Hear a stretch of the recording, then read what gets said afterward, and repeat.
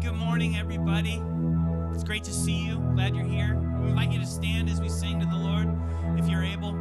And let's just sing. Let's praise the Lord together. And my prayer is that we would encounter Him as we do. His presence is with us when we're gathered in His name.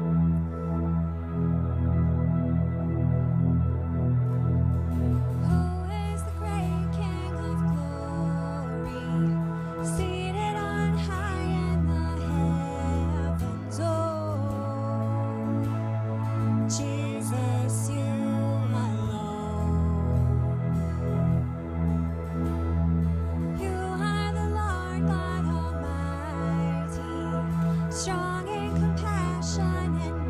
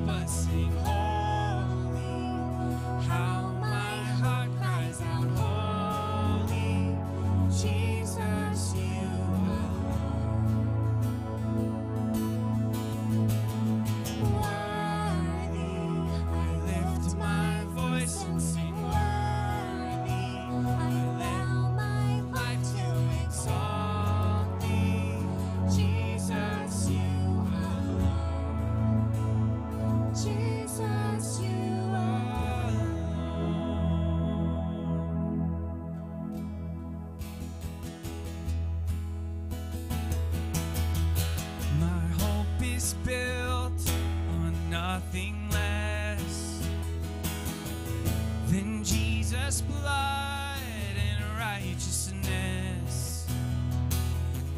I dare not trust the sweetest frame,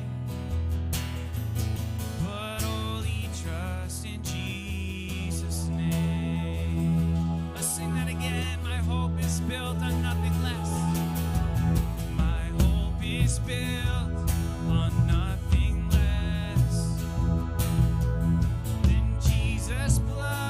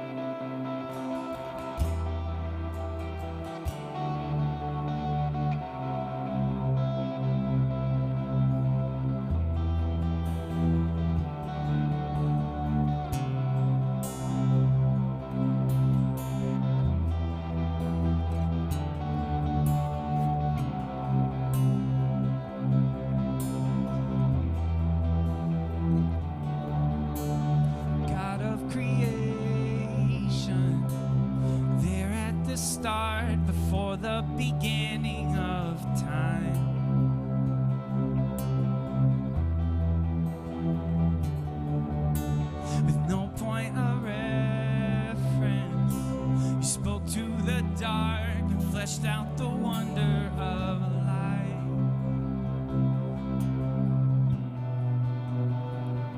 And as you speak, 100 billion galaxies are born.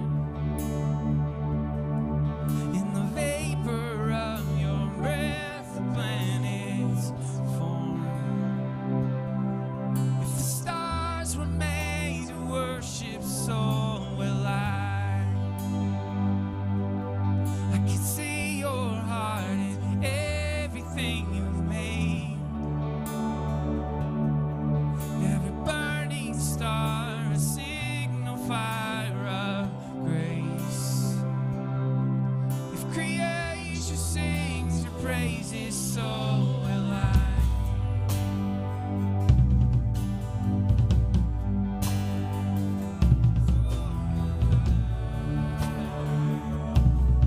Oh God of your promise, God of your promise, you don't speak in vain, no syllable empty or void.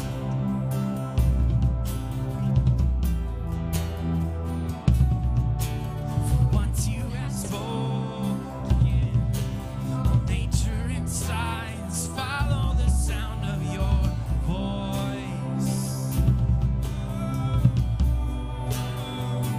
And as you speak,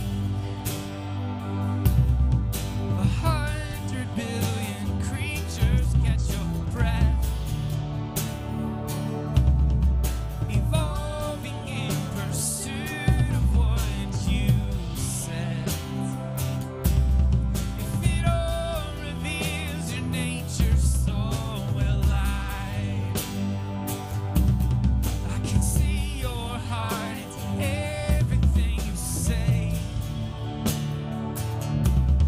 Every painted sky, a gaze of your grace. If creation still obeys you, so will I.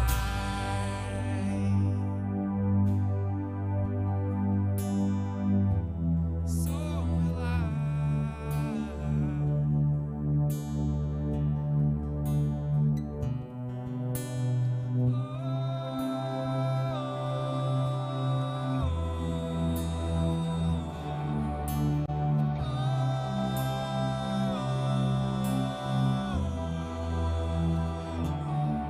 If the stars were made to worship, so will I.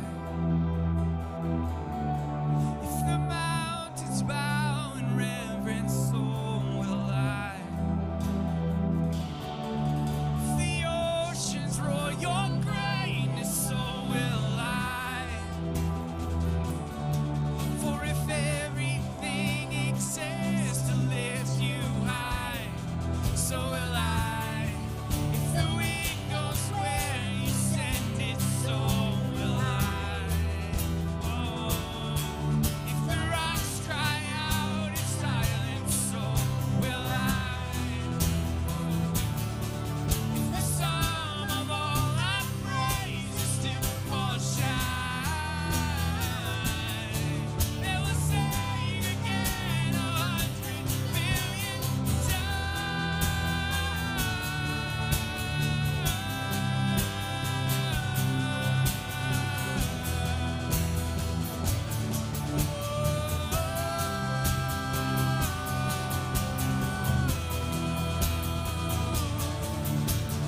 God of salvation, you chased down my heart through all of my failure and pride.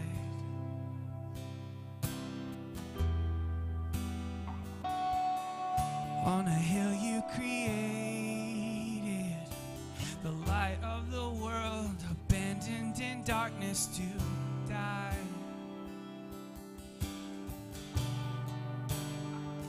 And as you speak,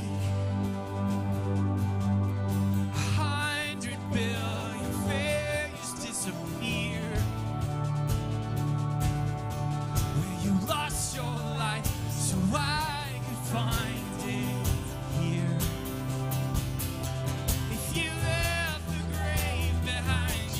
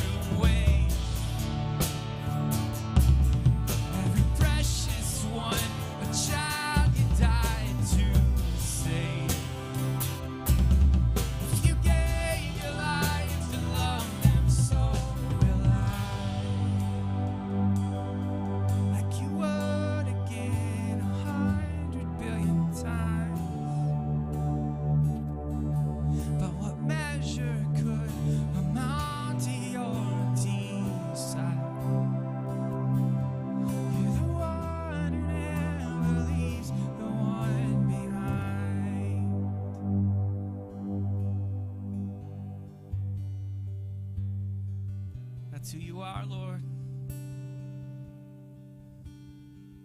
You're the one that laid down your life for us. So undeserving we are. That's why it's so amazing.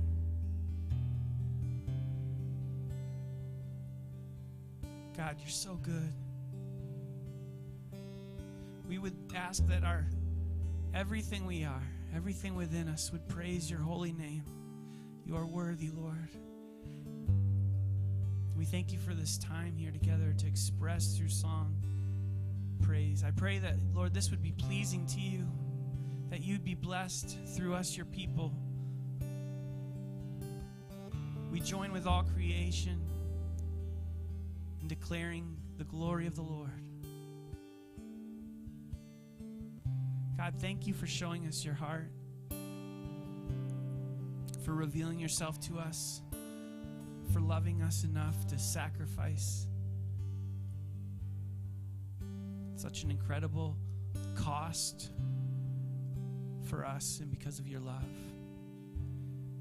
God, while we see your heart, we praise your goodness. We also ask, Lord, would you just search our hearts right now? Would you search us, just as David prayed, search us and know us. See if there's any offensive way within us. Lord, lead us to life everlasting, Lord. I pray that in this moment right now, Lord, you would just soften whatever maybe parts of our heart have been hardened or closed off. We don't want to look at. We don't want you to see, Lord, but we know. We don't trick you. We can't hide from you. You see our hearts. You see the brokenness. You see the downcast, the sad. You see the hopeful. You see our pride. God, would you just do your work? Just like a surgeon who carefully moves through that organ of our heart with such care and precision, Lord, would you do the same for us today in our heart of hearts? Would you do your work, Lord, where we're sick, where we have an infirmity? Would you just heal us, Lord? In our spiritual selves, Lord, you see it all. And so, God, we lay it before you and ask you to have your way. And may it be for your glory, God. May it be only because of you, not because of our trying harder, doing more, looking right, from the inside out, Lord. May we worship you. May we love you with all that we have. Heart, soul, mind, and strength. And Lord, as we look to your word and we look to you, I pray that you would speak through Brady as he shares. Lord, we trust you've been leading him as he's prepared. And Lord, guide as you want this morning. We give you ourselves. We give you this time. We want to give you our whole lives. We love you. It's in Jesus' name we pray. Amen. Amen. You can have a seat.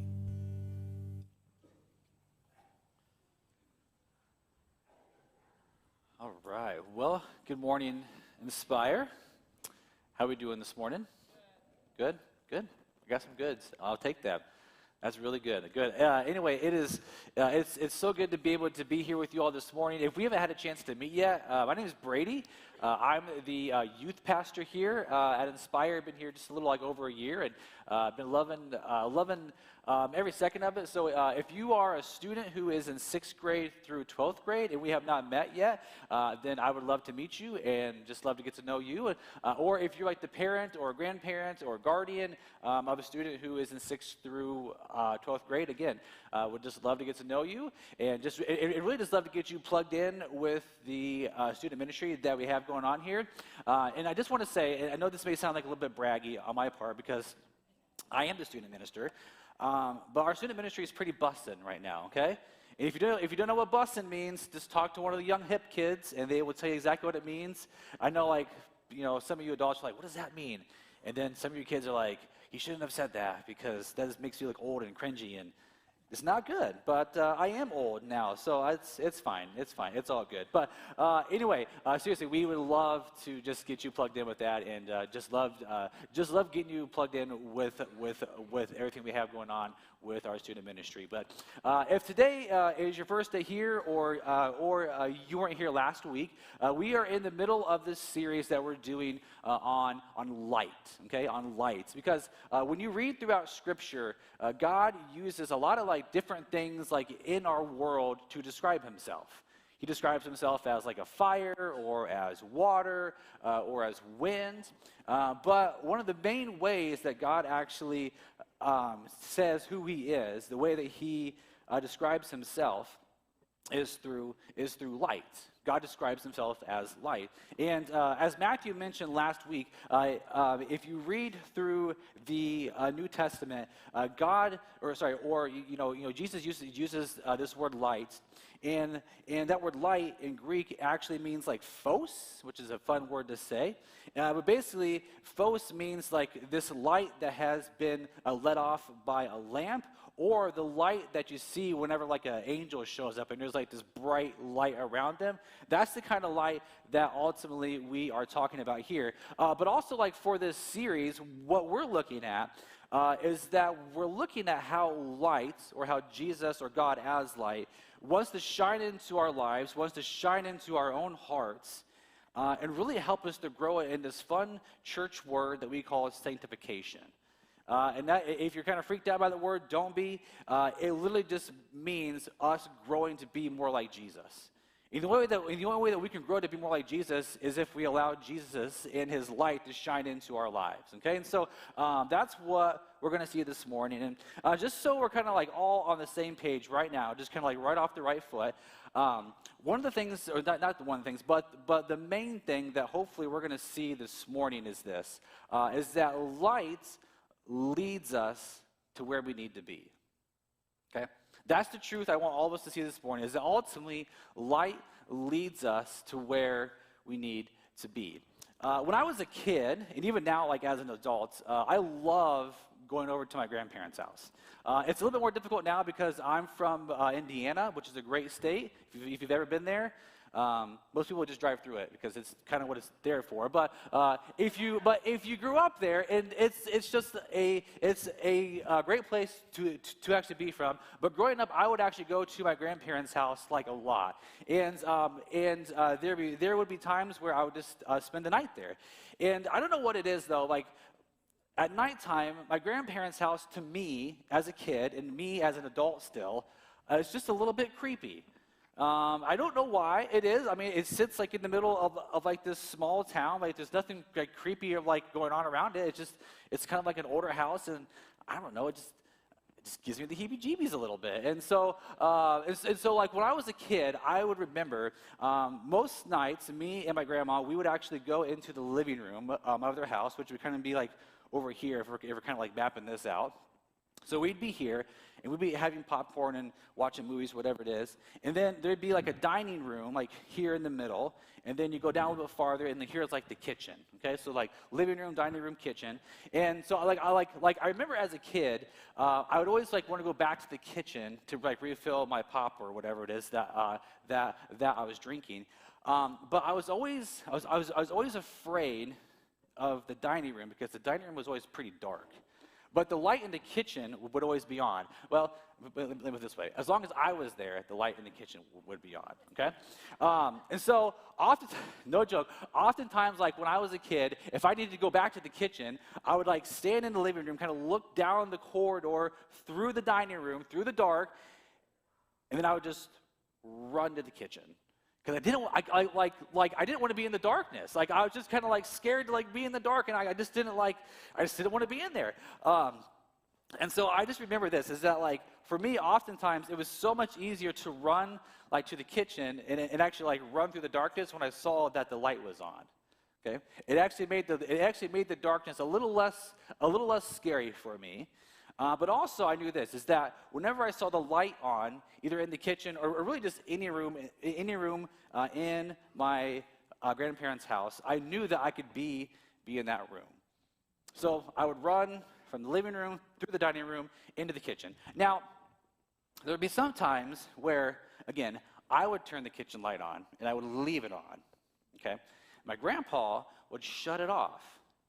And at first, as a kid, I'm thinking, okay, my grandpa is just being this old, crotchety grandpa guy, and he just doesn't want me to have any fun, and he wants me to run into something, possibly like hurt myself in the kitchen, right? Right. But now that I'm an adult, I realize something much more different, okay? My grandpa was just trying to save money on his power bill, right? Like, why have a light on if you're not in the room? Like, that's just wasting money. And so now I'm becoming like my grandpa, and I'm telling my kids, hey, if you're not in that room, shut the light off, okay? I don't want to pay for that. But anyway, but I knew, again, that if the light was on in the kitchen, I knew that's where I could be. And I knew that the light being on in the kitchen, that kind of led me out of the darkness.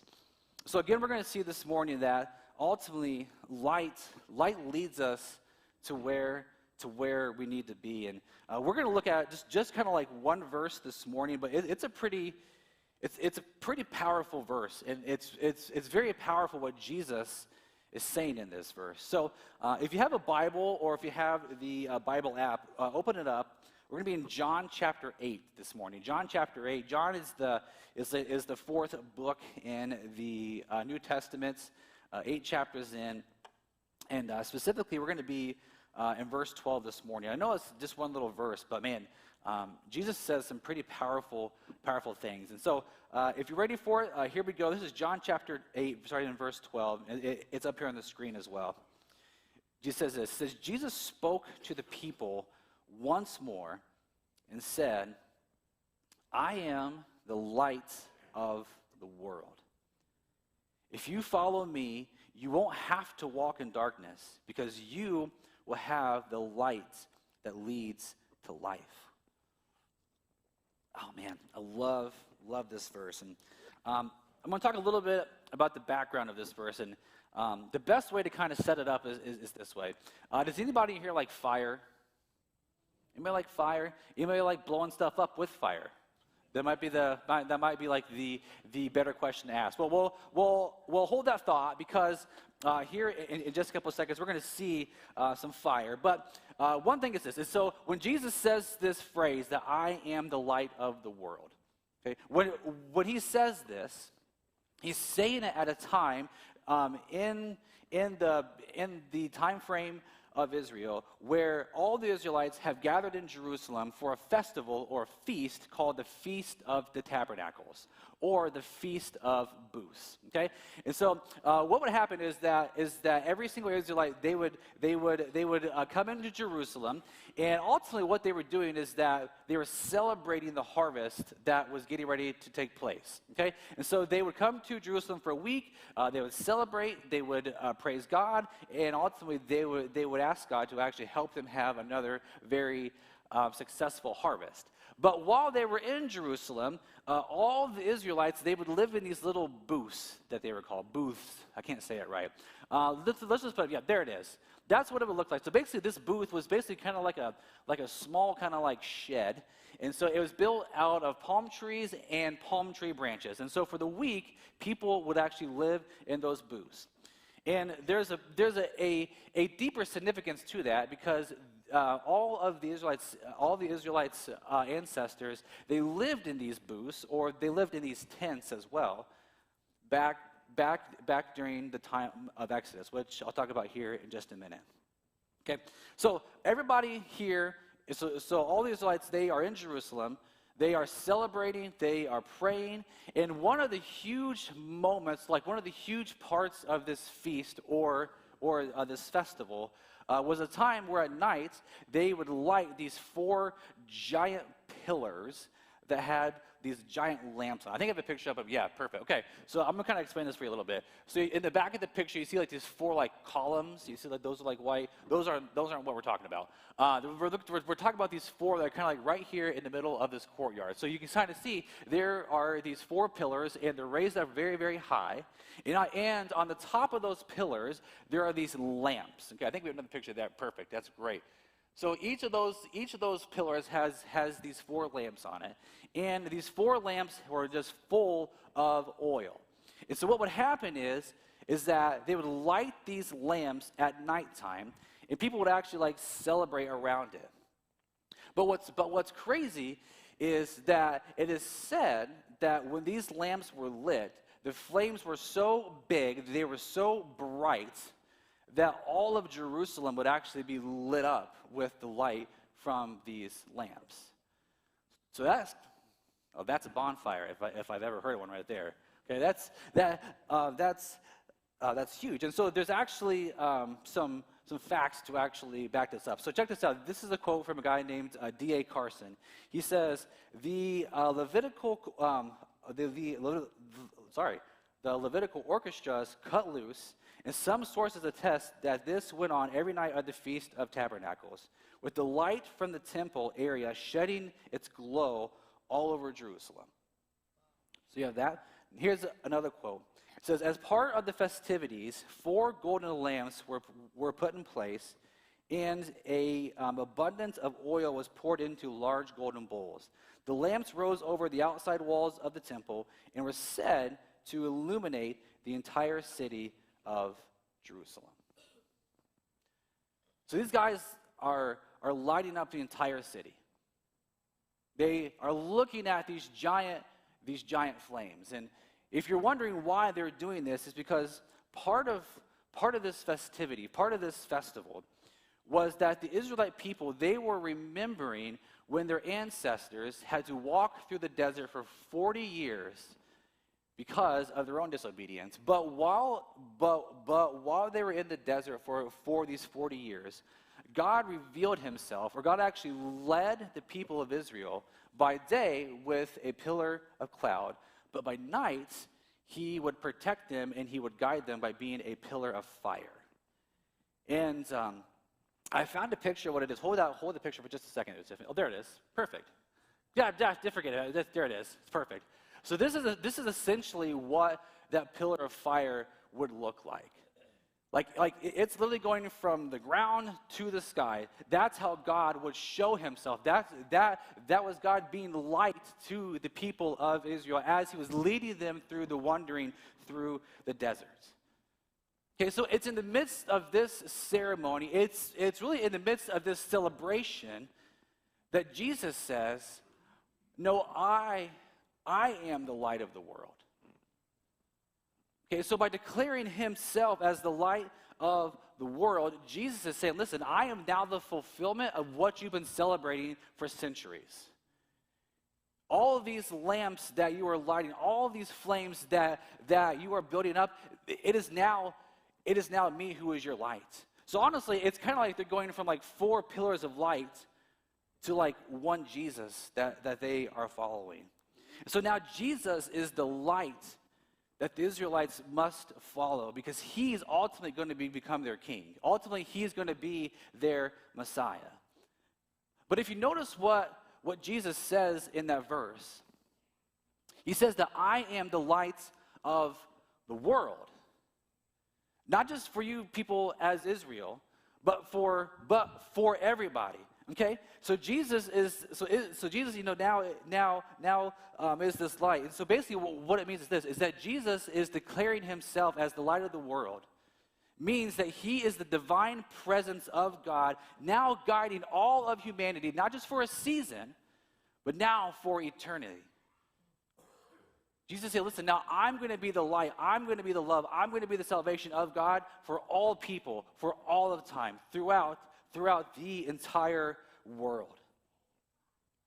So this is ultimately the truth that we're seeing. And we're seeing that Jesus is this light that leads to life. We're ultimately seeing that Jesus is going to lead us to the places where we need to be. So as we're thinking about this for ourselves, we're thinking about, man, this is amazing. This is awesome truth, but what does it mean for us? Like how is Jesus as light? Like how does that impact me today and here in 2025? And so like as I was thinking through this and kind of seeing like how this like applies to our lives, it kind of got boiled down into like 3 different questions. 3 different questions that we kind of need to ask ourselves as we're thinking about this truth. And the first question that we need to kind of think about is this: is, am I following the light? Am I following the light? Jesus says, listen, like, I am the light of the world. If you follow me, then you won't have to walk in darkness. Okay, and what you might see up here on the screen is that, like, I capitalized the word light, and I did that on purpose because now Jesus is, like, holding that title of light. He's saying, I am light. So, like, whenever, like, you see the sun, or whenever, like, you look at like, a light bulb, that what you're looking at ultimately, like, is me. Because I'm the light now. I'm the one who's shining into your hearts. I'm the one who's shining into your life, okay? But one of the truths that we all know in life is that all of us in here, whether we realize it or not, we are all following something or we are all following someone, okay? Maybe on social media there are different people or there are different accounts that you follow. Maybe there's a sports player that you follow that you know all their stats, you know all their moves, you know how to do everything that they can do. Maybe there's, I don't know, this isn't me, but maybe there's like a mechanic that you follow. Like, man, he knows how to turn a wrench really well. I'm gonna see how he does that, and then hopefully I'll be like a better mechanic with that. I know Mike was saying that to me earlier today. Mike Dirks was actually telling me that. So there's that for you. But maybe there's someone like in your family who you're following, someone that who has been a great example to you. But when we think about following, what we mean is this: is that when we follow someone, we are allowing their power, their teaching, and their influence to be in our lives. Okay, we are following the power, the teaching, and the influence of something or someone in our lives. That's what we mean when we say that we are following somebody. So now what Jesus is saying is this: he is inviting us to be the one that we follow. We're allowing him as the light to be the one that truly shines into our hearts, that truly shines into our lives. We're going to say, listen, Jesus, I'm going to let your power, I'm going to let your teaching, I'm going to let your presence truly be the thing that I follow. You are the one that I want to follow. And so like a follow-up question to this, and this is something that Matthew talked about last week, but are we allowing or are we following the light of God in all the areas of our lives? I think there are some parts of our lives where it's super easy to be able to follow Jesus.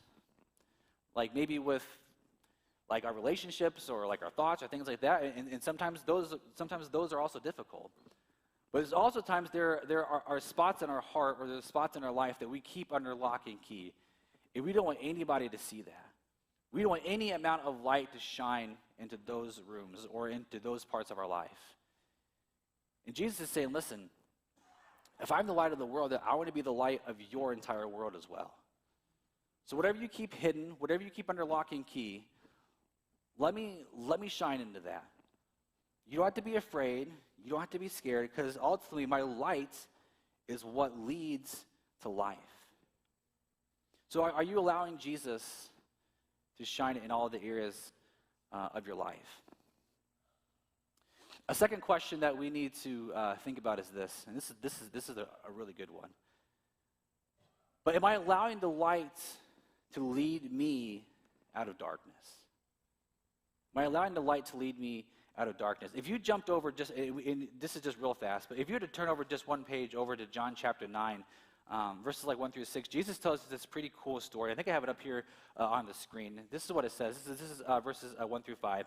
It says, as Jesus was walking along, he saw a man who had been blind from birth. Rabbi, his disciple asked him, why was this man born blind? Was it because of his own sins or his parents' sins? It was not because of his sins or his parents' sins, Jesus answered. This happened so the power of God could be seen in him. We must quickly carry out the task assigned to us by the one who sent us. The night is coming, and then no one can work. But while I am here in the world, I am the light of the world. So what Jesus was getting ready to do, there's this blind man who has come up to Jesus, and he's looking for healing. Okay, hasn't been able to see his entire life. And one of the things that's crazy is that this man comes to Jesus for healing, and Jesus does something a little bit weird. And maybe you've heard this, or maybe not. But check this out. This is John 9, verse 6.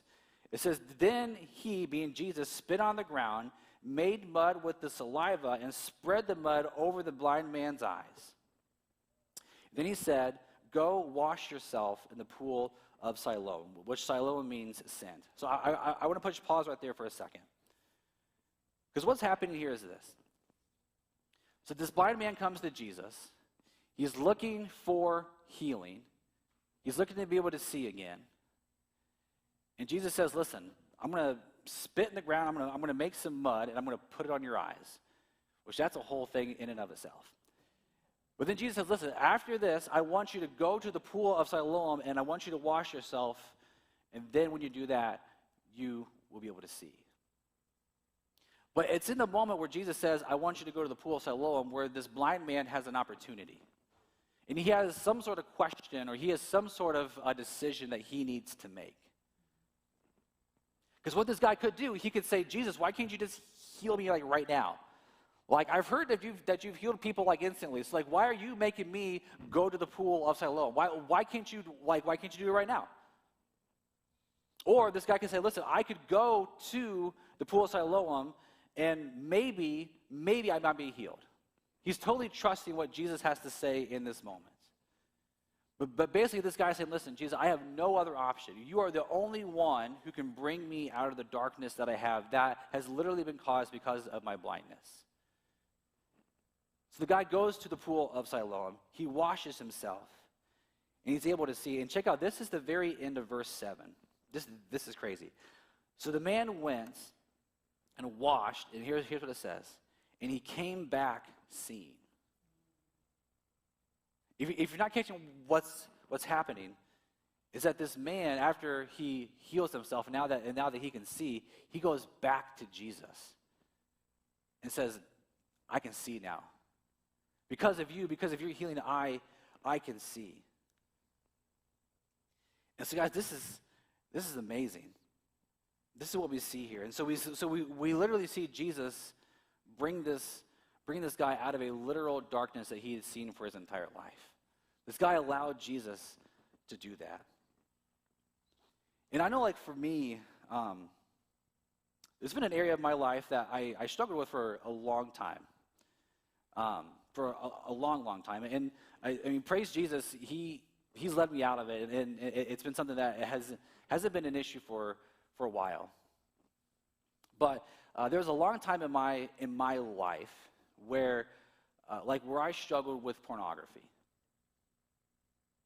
I think every guy deals with it. It's just one of the things that living in our world today, it's just so easily accessible. And I think when we're young men and we're exposed to it, it's just something that's kind of there. And I can remember, just as a teenager, it was just so readily available, and I would take advantage of that. And it really wasn't until I got into ministry when I really began to shut that down and say, "God, you're putting me on a better path, and I need to give this to you, and I need to let you just lead me out of this."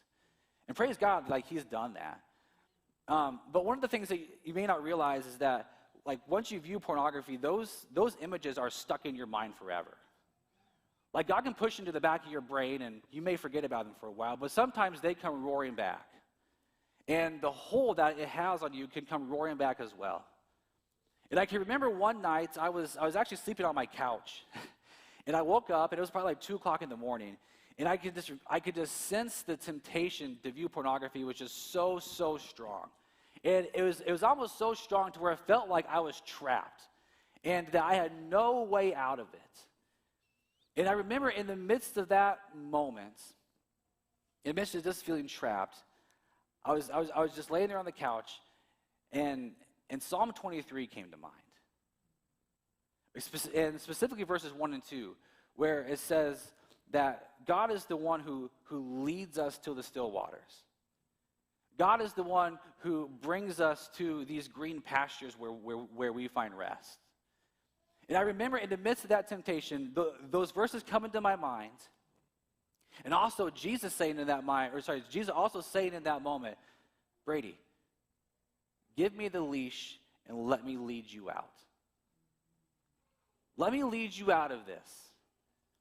I know you feel trapped, and you can't do this on your own. You don't have that kind of power. You don't have that kind of strength, but let me lead you out of it." And I just remember in that moment just like having to surrender that, and Jesus literally like leading me out of that. It led me to a place where then I was able to find some rest, where that temptation no longer had power over me. And ultimately I was able to find victory because ultimately Jesus had the victory over that. But in that moment there was a decision I had to make, like am I gonna go down in the darkness, or am I gonna allow Jesus to lead me out of it? And there are so many times in our lives where we're faced with these decisions of, am I going to go down the darkness, or am I going to let Jesus lead me out of the darkness? Am I going to hand him like the leash of my life and let him lead me out of it? And what's really cool about Jesus as light and him leading us out of darkness is that I heard it said this past week in some of my studying, is that light is God in action. So just like how Jesus healed the blind man, that was light in action. Just like how Jesus was leading me out of that temptation, leading me away from something that I knew was going to harm me, that was God in action. God leading us out. So even as you think about like your own life, is there an area of your life where you are in darkness and you need Jesus' light to lead you out of it? To let his power, his action pull you out of it. Maybe there's just, maybe for you there is sexual temptation, or there is sexual sin that God needs to lead you out of it. Maybe there's some selfishness that you need God to lead you out of it. Maybe there's issues in your relationships or in your marriage that you need to just hand God the leash and say, God, we don't know how to fix this. Can you please just lead us out of this? Maybe it's with finances. Maybe it's with control. Maybe it's, just whatever it is. What areas of your life are you feeling like you are in darkness? And you need to let God lead you out of that darkness. But then a third question that we need to kind of ask ourselves is this: is who is the light leading me to? Who's the light leading me to? When we wrap up John chapter 8, verse 12, one of the last things Jesus says is that ultimately, my light leads to life. My light leads to life. And so as we follow Jesus, as he leads us out of darkness, and as he leads us into light, as he lights our way, so to speak, God's going to put people in our path that we need to speak to. And oftentimes, though, it's this. This isn't someone who's like outside of Jesus. Okay, we're not talking about someone who isn't like a Christian, someone who isn't following Jesus. But we're talking about people who are following Jesus, because oftentimes as followers of Jesus, sometimes we get lost along the way. Sometimes we stray off the path. I mean, like, we are sheep, for crying out loud. That's how the Bible describes us as human beings, is as sheep. So that's cool. But is there someone who God has put in your path who loves Jesus, but who might be straying a little bit, and he needs you to come alongside them and say, hey, like, how you doing? Are you struggling? How can I help you? How can I be praying for you? How can I walk beside you as Jesus is leading us out of this darkness? Okay, and so Jesus is always going to put people in our path who we need to walk beside. And the reason why is that because we're all on the same journey together. Jesus is leading us all towards this place called eternal life. But eternal life starts today. The journey towards that starts right now. So who is he leading you to? But even as we're kind of thinking through all this and thinking through all the ways that Jesus is light, and as he comes into our life, maybe like a final question to kind of think through is how do you need to let the light lead you? How do you need to let Jesus as the light lead you? Is it a point where you just need to say it even this morning, listen, I'm not following the light at all. And that's not saying that's a bad thing, but I've come to church for the first time. I'm kind of hearing about Jesus for the first time. And what you need to do is you just need to surrender. And you need to say, okay, instead of following my own self or following the things that I want to follow, now I want to begin to follow Jesus. If that's you this morning, that's awesome. Come talk to me.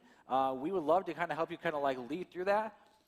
If there is some darkness in your life that you are struggling with, that you feel trapped by, maybe it's the time in your life where you say, Jesus, I need to surrender this to you, and I need to give you the leash, and I just need to let you lead me out of this. Or maybe you are just feeling like, I don't know where I'm going. And I need someone to walk beside me. I need someone to kind of help me walk through this darkness together. When we're done with this service, we actually have a prayer team up here. And people would love to be able to pray with you and to help kind of lead you out of the darkness that you are going through. But guys, the beautiful truth, again, that we're seeing here this morning is that Jesus, as the light, leads us to where we need to be. He leads us to those places like the kitchen, that are where the light's on, where it's safe, where we know that we can find comfort and find rest. And ultimately, again, he's leading us to a point where we are going to have life forever with him. But that life can begin today. So as we get ready to pray here in just a second, we're going to just kind of ask Jesus to be the light. And I would just encourage you, either by yourself or with your spouse or with your family, say, Jesus, how do you need to lead us? What kind of light do you need to shed on us? Let's pray. Jesus, thank you for this morning. Thank you for loving us. Thank you for being the light that shines into us and that shines into our darkness. And Jesus, ultimately, our heart's cry is to be more like you. But we know that we cannot do that on our own. So would you shine your light into us? And if we are afraid, or if we are scared, if we're not sure exactly what this looks like, or actually what this means, would you just give us the courage, or maybe help us to just surrender the leash of our life to you, and just allow you to kind of lead us out of that. Jesus, we just want to know you more. We want to be closer to you, Jesus. So would you lead us there? Would you be the light that shines into us and lead us out of darkness? Jesus, we love you and we thank you, and we just pray all these things in your name. Amen. Amen. Thank you, Brady. Well, good morning, church. If I haven't had the pleasure of meeting you yet, my name is Sadie Kaminsky, and I am the discipleship pastor here. And I am super excited to be able to give you guys some next steps as we move forward from here today. So first off, those of you who missed it last weekend, I used all of the light puns I could come up with. I won't put you through that again. I don't think I could come up with more. So you're just stuck with, me and my normal self. So if you are new, or if you've been coming here for a while, I just want to say welcome. We have a gift we'd love to give you, and I'd love it if you would take a second and fill out our Connect card, which we have a QR code for there if you want to scan that with your phone, or you can go to our website, and there's a link for it there as well, which is liveinspired.church. And we just want to know who you are and know how we can be praying for you, and just get to know your name. I'm somewhat new here, and I'm still learning people's names, and it's just a pleasure to know who you are and what brought you here.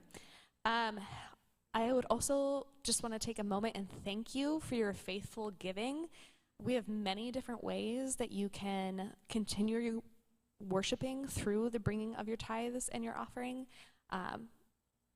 They're up on the screen. You can read. But I just want to thank you for that. The Lord is doing so many cool things through this church that are only possible because of your faithfulness. And so I just want to thank you for that.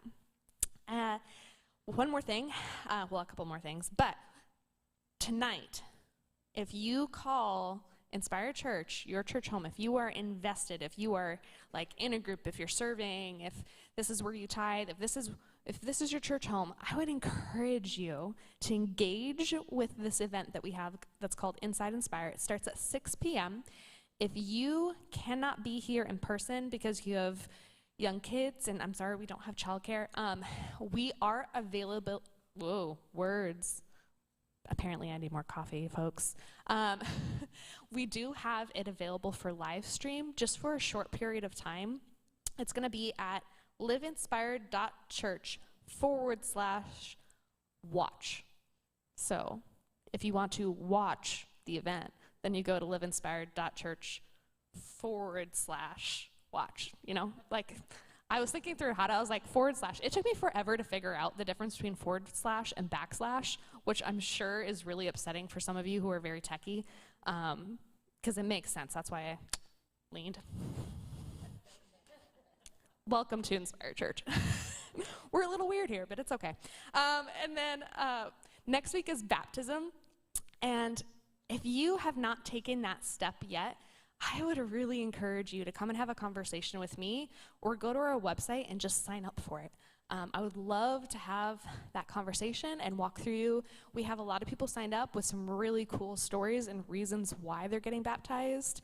Amongst them is someone who remembers getting baptized when they were young, but then remembers the moment that they gave their life to Christ being after that, because they got baptized because their parents wanted them to, not because it was their time and they made that choice, right? So there are lots of different beautiful reasons for baptism, but baptism is the moment where you're saying, I am choosing to make it public that I am living my life for Christ. So whether or not you gave your life to Christ last week, yesterday, or today, I'd really encourage you to respond to God through the act of baptism. And last but not least, I'm really excited about this because this is my department, so to speak, but we have a couple of classes that are launching the first week of February. So we have a class called Alpha, which if you are new to your faith and don't really know what's going on, or you have like a lot of big questions about Christianity in general, this class is made for people who either are brand new to their faith or don't believe in God. So if you are someone who's in that category or know someone who's in that category, I would encourage you to register for Alpha. And the Epic of Eden is like the complete opposite of that class. Epic of Eden is an in-depth study on the Old Testament. So you don't read the whole Old Testament over the course of the class, but the author really takes you through the common themes and the covenants that we see in the Old Testament. The way she advertises it is basically like the Old Testament is kind of like a closet that you go into, and there's all these things in it, but it's not organized, and you have no idea how things go together or what order the events was. That class, Epic of Eden, helps you walk through when things happened, why things are connected, and it helps the Old Testament make sense, which, can we just be honest, sometimes the Old Testament is like, why?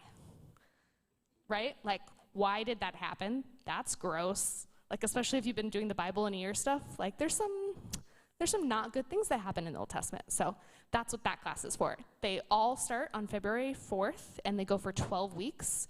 So they meet on Tuesday nights. So if you're interested in either of those, you can either go to our website at that link that's kind of hard to read, but it's www.liveinspired.com/groups, or you can scan the QR code. Okay, now with that, I want to bring us back down for a second. Today's sermon was deep and honest, and if you do feel like you have an area of darkness in your life and you would like someone to be praying with you, we have our prayer team up here for you. But for the rest of you, I hope you have a beautiful day and go and walk in the light.